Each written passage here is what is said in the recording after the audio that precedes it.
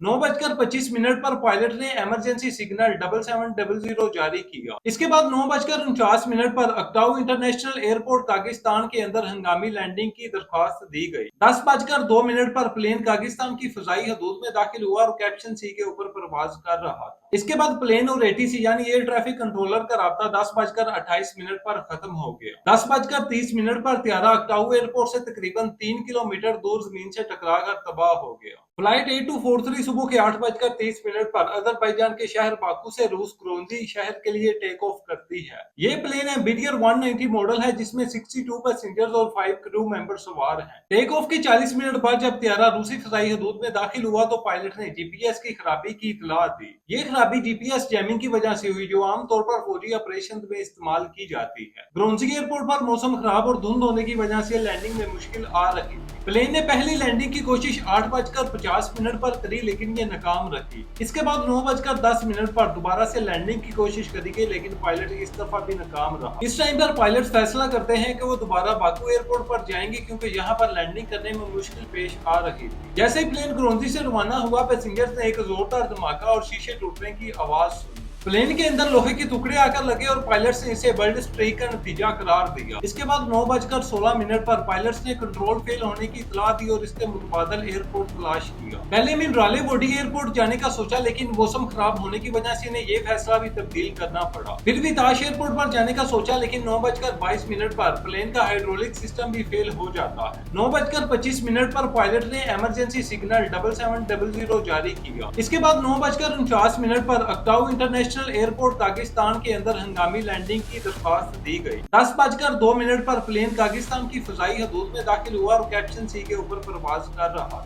इसके बाद प्लेन और एटीसी यानी एयर ट्रैफिक कंट्रोलर का राब्ता 10:28 पर खत्म हो गया। 10:30 पर त्यारा अक्टाऊ एयरपोर्ट से तकरीबन 3 किलोमीटर दूर जमीन से टकरा कर तबाह हो गया। प्लेन में मौजूद 67 पैसेंजर्स में से 38 पैसेंजर हलाक हो गए जिनमें 2 पायलट्स और 1 फ्लाइट अटेंडेंट शामिल। बाकी पैसेंजर्स जख्मी हुए जिनमें कुछ की हालत काफी नाजुक थी। ज्यादातर बचने वाले अफराद प्लेन के पिछले हिस्से में मौजूद थे। इसके बाद जब इन्वेस्टिगेशन करी गई तो पता चला कि प्लेन पर कोई मिसाइल हमला किया गया है। इसके बाद 26 दिसंबर को यूरो न्यूज ने रिपोर्ट किया कि ये प्लेन रूस के डिफेंस सिस्टम से निशाना बना। 27 दिसंबर को न्यूयॉर्क टाइम ने रिपोर्ट किया कि प्लेन पर हमला S-1A डिफेंस सिस्टम से हुआ है। इन सब इन्वेस्टिगेशन के बाद रूसी सदर प्यूटन ने अजरबैजान के सदर से माजरत की और प्यूटन इस बात की स्टेटमेंट देते हैं कि यह हादसा इस वक्त पेश आया जब रूस डिफेंस सिस्टम यूक्रेन के ड्रोन हमले को रोकने की कोशिश कर रहा था। अजरबैजान ने रूसी हुकूमत से सरकारी माफी और इस वाक़े में मुलव्विस अफराद की सजा और मुतासरा खानदानों के लिए मुआवजे का मुतालबा किया। ये हादसा जदीद